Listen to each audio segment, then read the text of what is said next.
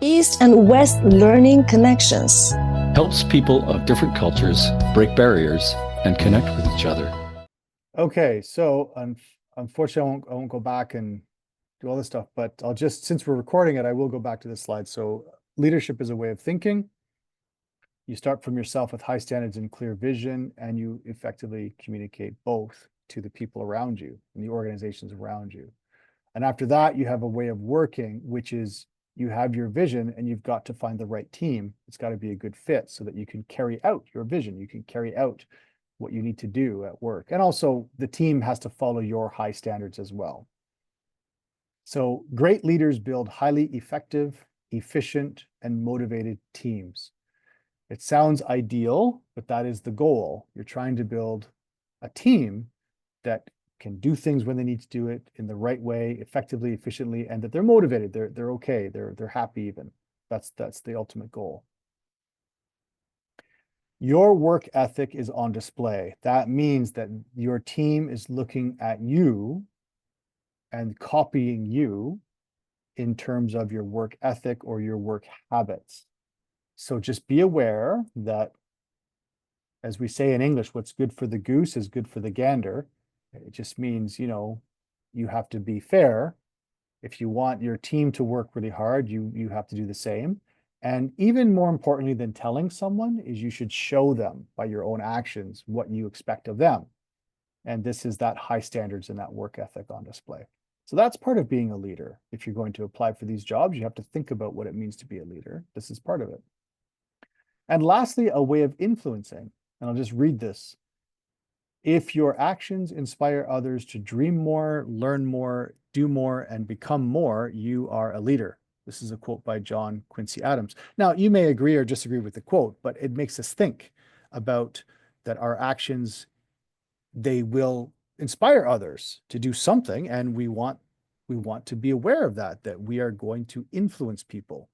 Our actions or our behaviors will influence how the other people around us work or dream or become more. So in that way, you are leading them. You are literally leading them. Hence, you are a leader because they are following you. So you have to think about be, and the team will feel and follow it. So when I say be, I mean be this leader that we're talking about. Be this influential person. Be this great, strong leader or fair leader or hardworking leader, etc. And the team will feel it, notice it and feel it, and they'll follow it. That's the kind of goal. Then you get in sync as a team. You get on the same page, as we say. So yes, this advice I'm giving you is fairly philosophical, but I think it's important to have your own vision of what you mean by leader before you start applying for leadership roles. Or you have to find out what the company means by vision or by leader before you apply to their post. So is it the same vision as you have? Is it different? That's important to know before you apply.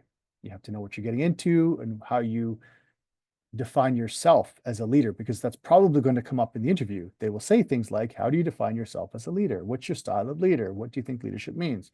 And you will have to be prepared to answer those questions anyway. So maybe some of these slides can help you with those answers. I'm not sure. So in summary, leadership is a way of thinking, working, and influencing.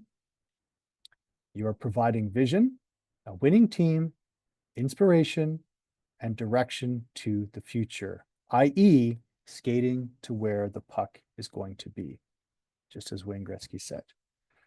So that's my quick summary of the philosophy of leadership. Now, let's go a little bit further. So you have decided that you're going to apply for some sort of leadership role. And so you are going to prepare now. Fair enough. Can be stressful. So the first thing you want to do, obviously, is look at some sort of self-assessment. Where are you now? What qualities do you think you have to be a leader? Maybe, again, maybe the previous slides can help, or maybe there's a different assessment you find elsewhere. But either way, take some time to do some kind of self-assessment of what skills you have or don't have. Those skills could be hard skills, technical skills, or they could be soft skills like communication skills. But a self-assessment is important to find out where you're starting off. If you have some weaknesses, that's fine. Now you've identified them and now you can work on them. And that's also part of the process. That's fine. But if you don't do a self-assessment, if you don't know, sometimes these gaps will catch you by surprise. If you're transitioning to a new role, it can be very stressful. It's, you want to sort of know who you are, your hard skills and soft skills before you take on a new role, I think. So self-assessment is a start. Are there any power dynamics or office politics you have to pay attention to? We did talk about this topic before. So a lot of offices do have some sort of office politics or power dynamics or favoritism or hierarchies or something. So I think it's important to be aware of it. Is it an obstacle in your way? Is it something you can use to your benefit? Has anyone tried and failed or succeeded? Did the power dynamics or office politics have anything to do with it? Is this something you can learn from or avoid? So, etc. And similar to this is, what is your strategy? Are you going to just go and ask your boss, hey, I think I'm ready for leadership? Are you going to apply more formally to like an internal posting, in which case you're waiting for an internal posting to come about and then you're competing? Are you going to show people your version of leadership, even though you're not officially a leader yet? But are you going to show by doing and then collect that information for your annual reviews and present that then? So what is your strategy to get this leadership role that you're after? And what relationships or guanxi do you have in the office with people above you, below you, beside you? It's important to know, because you may use people to help you prepare, to practice interview skills, to give you advice, to share notes on the interviewers or the questions being asked or the expectations. So anything you can do under this category of preparation will be very useful. So you don't have to do it alone. You don't have to just, be alone with your thoughts and hope for the best. You should try to use relationships if they can give some insight or strategies, or talk to people that have been through it. That would be ideal.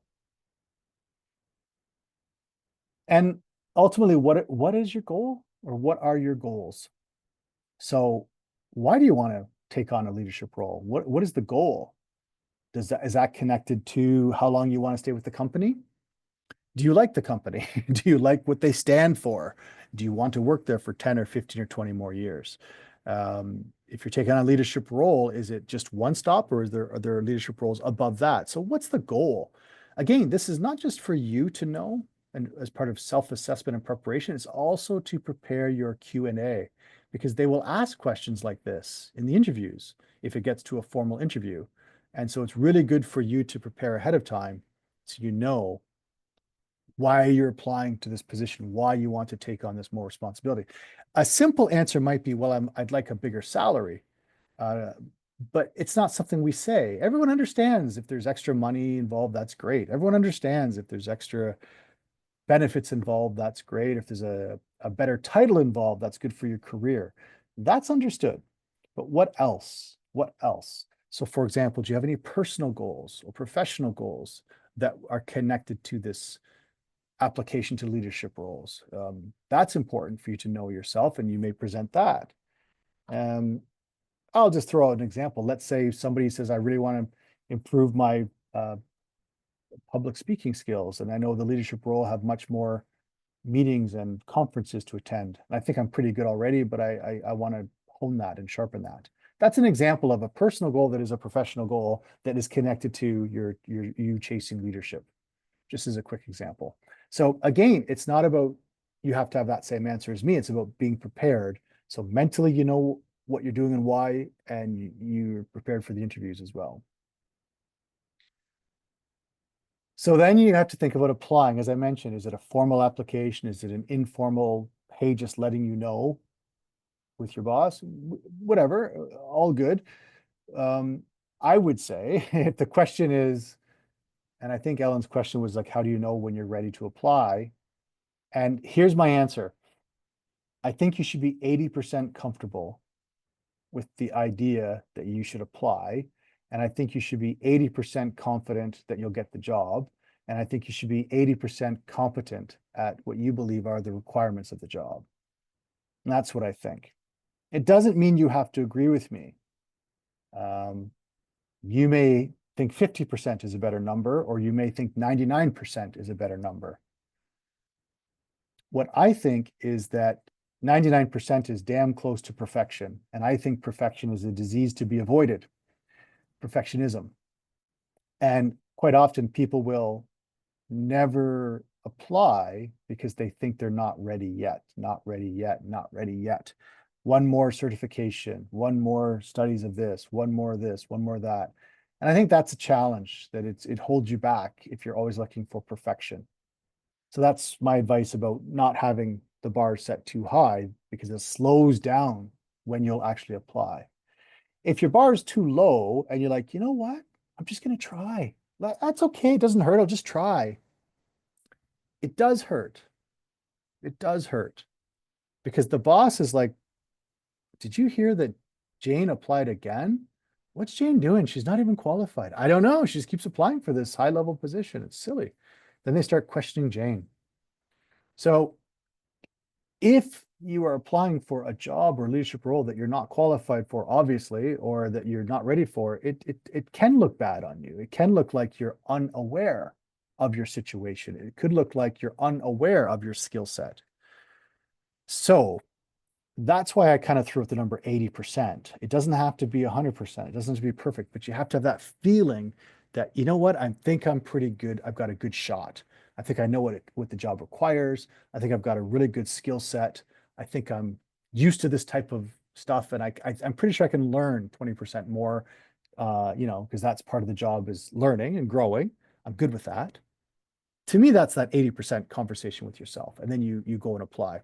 So not perfection, but not applying just to everything and anything, hoping that you get picked for something, because that might be someone who's just looking to make more money, or maybe the focus is not clearly on what that leadership role would take, and you may not give the feeling that you'll be ready for it to your bosses.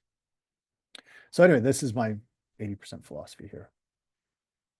And last category for today, before we get to Q&A, is setbacks. What if you applied and you did not get the response you wanted? You unfortunately, didn't work out. They didn't give it to you this time. Yeah, that happens. That's normal. That's life. So let's look at some things here. Obviously, I would hope you can really try your best to get some specific feedback or data. And I say data because I think data is a neutral word. And I think that feedback is a neutral word. I don't like the word critique and criticism and stuff like this. I really try to avoid that if possible. What you're looking for is to get data, to get information on what went well and what didn't in your interview. Or if it's not an interview, if your boss gave you just more informal feedback, same thing. What does he or she see in you that is really good, or presents hope, or gives confidence that you can do that job someday? And what are the key things to work on? So getting specific feedback in data, this is not always easy because many people don't want to give you specific feedback in data. They're shy. They're afraid that you're going to take one thing they say out of context and sue them. So they end up giving general feedback like, you need to work on your communication skills. This is what I always hear from clients all the time. They're like, well, what does that mean? And I say, exactly. It's hard to work on your communication skills if we don't know where we're supposed to focus. So that is the challenge. So you do want to try your best to get specific feedback and data from the person. And this, connected to this, is you can ask for specific goals and actions moving forward. Obviously, you want to give the feeling that you will apply again. So what specific goals, or what should I attain? What kind of actions would be most useful going forward so I can get this the next time? That'd be good to get that advice from them as well, or to tell them your plan and get them to say, yes, that sounds right to me. And Self-assessment, I always talk about self-assessment. It's a very important tool for you to go home or go back to the office and with your pen, write down what you think went well in the interview, what you think did not go well. It can be as simple as, I think I answered this question really well because I think that the way they nodded, the way they responded to me, it's made it sound like they liked that answer. However, I do remember on this particular question, they looked a bit confused with my answer or they looked like a little bit unsure. So I'm going to make a note to myself.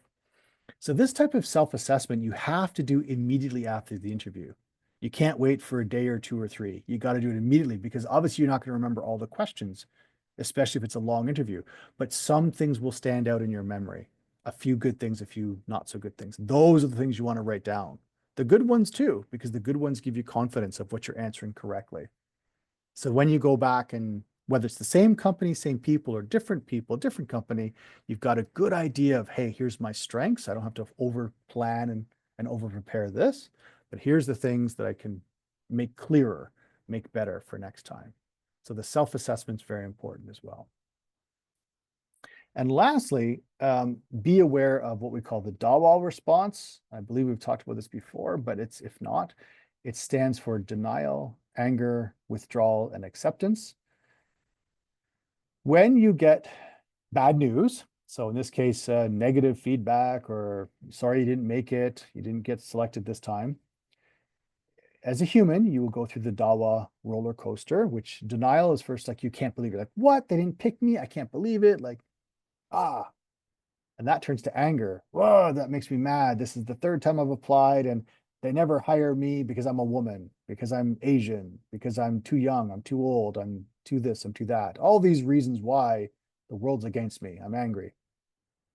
And then later on, after some time, you have a chance to think about things. This is the withdrawal stage where you contemplate, you consider, you calm down, you think about things back and forth in your head. And then the last stage is acceptance of wherever you're at. So the acceptance might be that you're okay with that decision now and the plan to go forward, or acceptance might be out of the data that you received, you will accept 20% or 80% or 40%, or this was fair critique that the manager gave me. That is, I shouldn't be mad about that. It's fair. I've had a couple days to think about it and that's fair. That's an example of acceptance. So the Dawal response is a human response. So there's other kind of these models. For example, grieving. There's a Dawal type of response for going through grief. This one is more specific to getting negative feedback that you didn't like. This is generally the process. How long each stage lasts, I don't know. It could be fast, it could be slow, I don't know. But in general, you should be aware that you will probably go through the Dawal, and meaning you probably should not respond too quickly. You should not shoot off an email too quickly after getting denied your promotion. You should really kind of, give yourself a couple days to process things before you give any type of formal response. Or else by accident, there may be a tone you don't want, or some passive aggressiveness or sarcasm or anger might slip into your email or into your conversation. Because you're in the first two stages, denial or anger, and so you don't want that. So that's also part of that kind of leadership high standard you want to hold yourself to, is that a leader should not be, being passive aggressive and sarcastic. A leader should be able to handle feedback, and that's part of your trying to cultivate and show people that you're a good leader. So part of that is accepting when the setbacks and taking it in stride. Lastly, I want to mention, as I always tell you about, I have a YouTube channel. There's people better than me that have better videos, but I do have a free course called Key Communication Skills for Managers on my YouTube channel. There's not that many. There's about, I don't know, 10 or 12 short videos, but they talk about some things about building a team and conflict management and stuff like this. And Dawal response is also mentioned. So if you haven't seen them, you could just go to the YouTube channel and you can see that this would be the first one to start at, the introduction. So we looked at my definition, I guess, of what a leader is, with thinking and being and influencing, etc. And we looked at preparing a little bit, the self-assessment and all that stuff. We looked at applying and maximizing your resources and your networks. And setbacks, how do we deal with the setbacks? How do we make sure we're getting specific information so we can smartly go forward again and not make the same mistakes? And how we can try to manage our expectations, manage our emotions as well. So that being said, I want to open the floor because I know there's often some good questions that will come or some specific case studies that will come forward. So anybody have any questions? Oh, this is my usual page. As I mentioned before, you can always email me after if you need to. LinkedIn, I'm happy to connect. That's it. I'll just escape for now so I can use this. If people want to talk about any particular slide, I can just zip back to it. So for now, I'll let Ellen monitor this. So if anybody has any questions, I'm happy to field them. Right. Yeah. Anyone who wants to ask question, feel free to unmute yourself and speak up. Rick is always really good at responding to real situations, so don't be shy. Or if you want, you can also type in chat of your questions, and we can. I will relay that question back to Rick as well.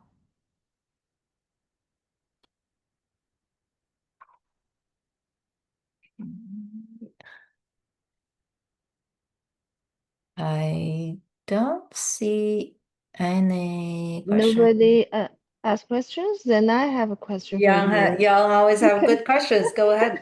This is nothing to do with leadership though, because I know a young student, newly, he's going to graduate from university next year. He got a good offer, but he is now doing another intern at another good company. So he's wondering whether has he need to sign that offer by next weekend. He's wondering whether he should go to his current company, to his manager, to ask whether they can give him an offer. The thing is, he's not doing a long time here in the office, so the office might not be able to see his value a lot. And the risk he was thinking, if you ask about the offer and they'll know you have another offer, right? And it might be so they might not they'll know you're not working for them afterwards if they cannot offer you a better offer, right? So he's thinking, but what he is doing now is a really interesting job. But the previous the offer he got is good as well. It's good, yeah. Yeah, it's great that he has at least two really good opportunities, right? Some people don't have any, so that's awesome that he's getting good opportunities, good options. The simple answer, if I'm just kind of simplifying my answer, I would say stay in the job that he's in and learn from it. And if he likes it, if it's interesting, then stay there, work it, develop a relationship, find out how they're treating him in 3 months, 6 months, 9 months, a year, what type of opportunities there are, both professionally and financially. That's what I would say. The only exception would be if the other job is he knows 100% he'd be happier there. So we're not talking about money, or at least only money. We're talking about the duties involved. If he felt that it'd be 100% happier at the second job, regardless of even money, then you have to jump because it's like a dream job, right? So that's what I would say, because as you said correctly, the moment you say to let's say your new boss, hey, by the way, I really like it here, but I've got this other offer, just letting you know, and I'm just wondering, could you sweeten the deal with me so I stay here? The moment that message comes out of his lips, the message to the boss is, oh, you're just in it for the money. And the moment you get another chance, you will be gone. So why should we invest in you if you're not really going to invest in us? That will be the feeling. So that's what I think is not a good idea. So I think this is the time to decide immediately 100% which one. Is it the one you currently he's at? Then stay there and make a commitment for X amount of months, 6 months, 8 months, whatever it might be, a year. I'm going to learn, I'm going to grow, I'm going to have this on my resume as not as a 2 month deal, but as a year or 2 or 3, etc. Or if the new job is so much better in terms of it's inspiring, it's exactly what I wanted to do, and even if it's less money for that matter, okay, then make the jump. But don't play I wouldn't play the negotiation game for an extra, $500 I'll paycheck. let him know. Thank you very much. Welcome. Yeah. No, that's really good advice. Anyone else that wants to ask a question? I actually, if not, then I actually want to go back to the beginning of preparing to be a leader part. And there two part, I think, I want to maybe go explore a bit more. One is self-assessment. I find it really hard to do, like, because I either can be very critical of myself, or I guess it's on the same vein, like I don't want to hurt myself. Then I say, oh, I'm good enough. It's just because of the other things that whatever. So is there like a tool or something so that I can be more, I guess, truthful or more on the fact Objective. base that, yeah, this is what it is. Do you have any advice on that? So what you say is true, and there are tools out there for different industries or different jobs, or even just general interview preparation, self-assessments. There are tools that are online, free on Google. I don't have a specific one to mention because there's just, it's kind of like whatever the buyer wants. What I lean towards in my advice of self-assessment is kind of a higher EQ. So the communication skills we're all trying to improve, we sort of need emotional intelligence. And part of having good, solid emotional intelligence is being honest with yourself, right? Like we always talk about how in Chinese culture or maybe Asian culture, like, oh, you got to be humble, That's a very good social thing to do, is to be humble, not to brag. I completely agree with that. But that's not self-assessment. That's a control device when you're in front of other people so that you don't sound like a jerk. It's not the same as an honest self-assessment. So if somebody honestly cannot see their own strengths and weaknesses, that's an issue with emotional intelligence, right?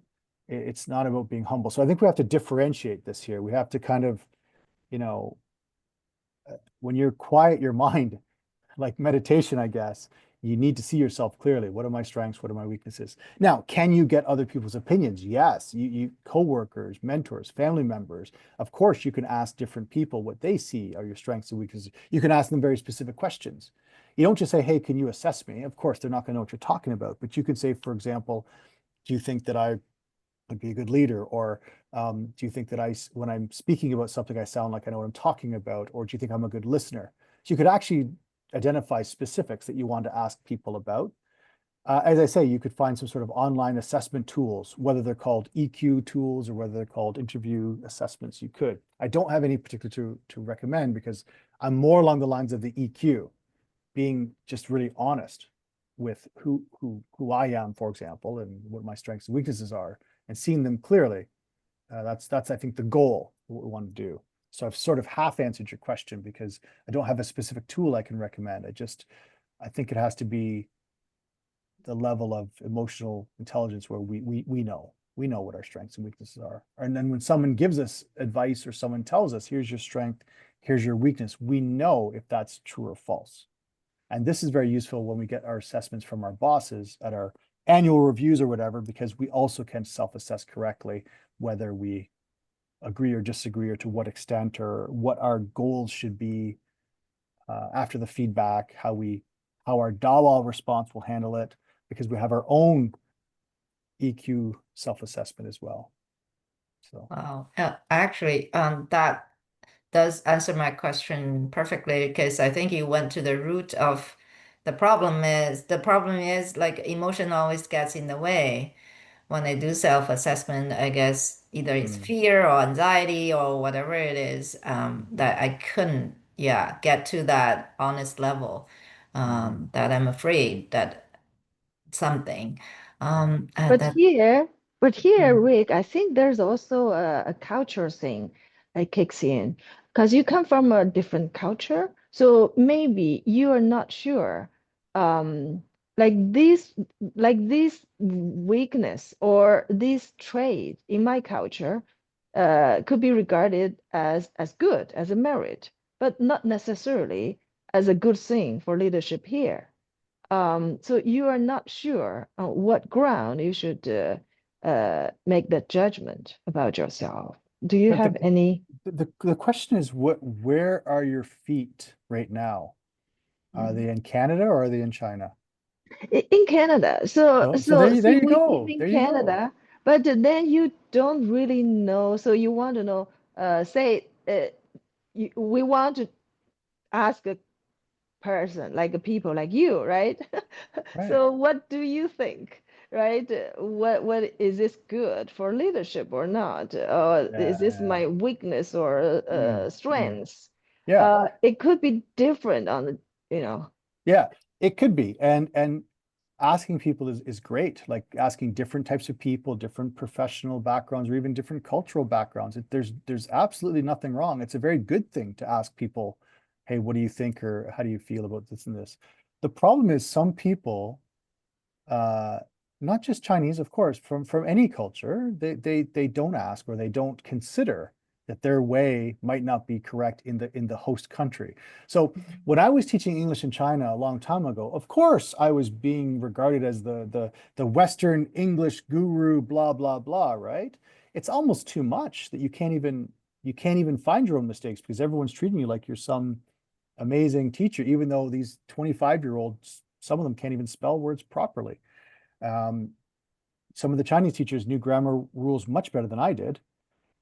So you can get caught up in your own world, in your own, viewpoint. You do have to get some outside opinions and stuff. That's true. So here it's the opposite. If you're coming from China or somebody's coming from Russia or somebody's coming from India, there's nothing wrong with saying, here's my strengths that worked before in my previous job or previous culture.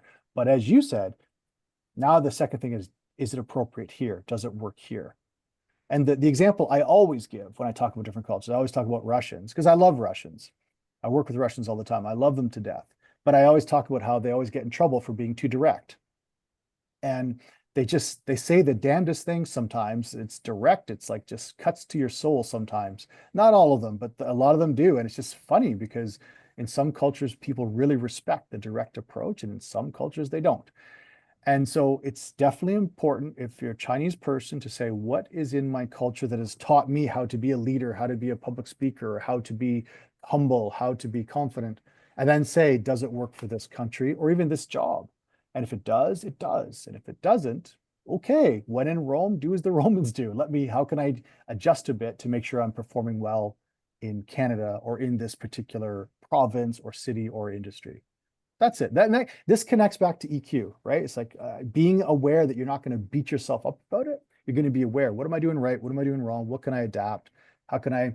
In Japan, um, you can't use big body language gestures, right? Imagine Italians and Spanish people, Brazilians, right? Right? They have a hard time in Japan because they always want to have their hands going. Even Canadians and Americans use our hands quite a lot when we talk. But in Japan, it's almost like you have this invisible, you know, rope around your body or handcuffs. So if you're going to visit for a week, it doesn't matter, right? But if you're going to live there and work there, these are things you have to start being aware of. EQ, like what am I doing right? What works? What doesn't? What do they respond well to? What's not? What's kind of scaring them? And then do I want to keep being me, or do I want to try to fit in so that I can be successful, have friends, get my promotions, get my leadership role? That's the way I look at it. right. Yeah. I would also add that I guess one of the thing is open to like other forms or culture norms.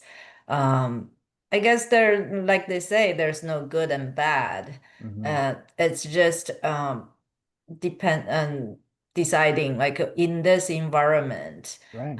what is more appropriate or um, like your core value would still be the same. Right. It's probably the behavior norm is different in different environments. So and opening to different culture norms, and I guess that's part of it. It's hard to do sometimes. It's almost like a identity kind of crisis. Yes, for sure. But I guess that's what we're here for, is that to explore what are the different norms of different cultures and then learn Right. from it and Right. So Ellen, for example, so you're Chinese, but you're Canadian, but let's say your boss is from India, right? So now you've got three different cultures you're dealing with, right? You've right. got what you grew up with, you've got this host country that loves hockey, and then you've got this boss who's from India who just does things the Indian style. So it's not right or wrong, as you rightly said. It's just, how do I survive in this office, right? How do I get along with my boss, communication wise? How do I get along with my colleagues? What do I have that's working well and helping me? What do I need to change or adapt a bit? That's kind of what it's about, right? Because I can talk all I want about, Canada this or Canada that, but if your boss is somebody from China or from India or Russia, you're going to have to take that into account as well if they have these kind of stereotypical behaviors. Maybe they don't, but if they do, then you'll have to be aware of it, because that's your boss. You got to figure out a way to get along with your boss. That's true. So again, let's say your boss is a Russian who's always being direct. So you would tell yourself, well, I'm not going to take it personally. I'm going to understand that they're in their mindset, this is good. They're trying to save time and they're trying to be very efficient with their words. So you change your mind to think about that, to not be offended. That's you adapting to that role. But let's say your next boss is somebody, just a normal Canadian, born here, lived here, all their life, and they're like really, really the opposite. You can't get a straight answer out of them. Every time you ask them for, give me feedback, they're like, oh, you're doing so great. You're so wonderful. I love you. Like, that's not what I asked. I asked, what can I do better? Oh, everything's great. Oh, this is frustrating, right? Because they're doing the opposite. They're not giving me any feedback, trying to be so nice and polite all the time. It's killing me. So, yeah, it's about that kind of overall self-assessment of where I'm at, what job, and how can I work with different people with different skill sets and strengths. And if I want to be a leader at that office, what do I have to do? What's it mean? What are people expecting? What do I see it as? How can I, start moving into that role even before I get it? All of that stuff, I think, is part of this topic of today. Right. Yeah, by the way, my boss is Italian, so Oh, there you go. There you go. the new boss, well, I just need to talk to him about coffee and espresso, and Right. that helps. Right. There you go. There you Yeah. go. So exactly. So everyone's got their own, styles and leadership. There's kind of leadership styles, which probably we'll get into next workshop, but at the same Yeah. time, there's personalities, and then we got cultural layers, and then we've got, and then on the team, it's tiresome, sometimes, but that is what it means to work with different people and to try to work together as teamwork to get the job done, is dealing with different personalities and different issues, and it never stops. So Right. it is what it is. We all go through it. Yeah. We Any other talked questions? about it before. Yeah, any other questions from the audience? We talked about the manager Right. micromanagement style manager. Right. So not always you have a good boss, like how you deal with them. I think that's a big issue, a big Hmm. so you're going to talk about it next time? Well, I could I just, Ellen, are we talking about it next time? What's the next? No, I think we're focusing on people becoming the leader, not how Right. to deal with their leader. Right. Okay. So I'd rather Right. focusing more on getting Mhm. people understanding like how to become a leader and how to be a good leader. And then I guess if no other questions from the audience, I have another one for preparing, Hmm. which is strategy, and then or maybe this is relationship. What's your opinion, Rick, on finding a mentor or a sponsor? Like I guess I can consider that as a strategy or a relationship that can help you get into that position. I Yes. know one of our MD kept telling us this, like don't find a mentor, find a sponsor who will not just tell you what to do, but actually, I guess, champion your cause kind of thing. What's your thoughts on that? Yeah, I understand the difference. Some people may just say it doesn't really matter. If you've got somebody in your corner as a mentor, they will give you advice, but they will also help you if they can, or they will speak on your behalf because they already believe in you. So I guess you could have both in the same person is what I'm saying, mentor and sponsor. The sponsor idea is somebody really working for you in the corner. That's faster process, I'm sure. Um, if it's the same old, if you get along well with your boss will put a good word in for you, that kind of idea. That would be the fastest way to do it. Mentorships happen. I love mentors because it happens sometimes very organically, and you get along with somebody and it becomes a great relationship, and you get to ask them all this wonderful advice about a lot of different things. And it's good for your mental sanity, it's good for your stress, it's good for your preparation of interviews, etc. So I guess both would be good. It would also depend on how fast you want or need the job or the upgrade. Depend on how fast they need to fill it. Depends on the competition of the job. So there's a bunch of other factors. So if you're in a hurry, I guess the sponsor makes more sense. If you're just looking to grow, then a mentor can help you grow at your own pace, grow into the role you currently have, grow into the next role, grow into the industry to become more of an industry expert, well-rounded industry expert. So that prepares you for your career in general for that industry. So that's how I would define the difference between those two, but both would be good.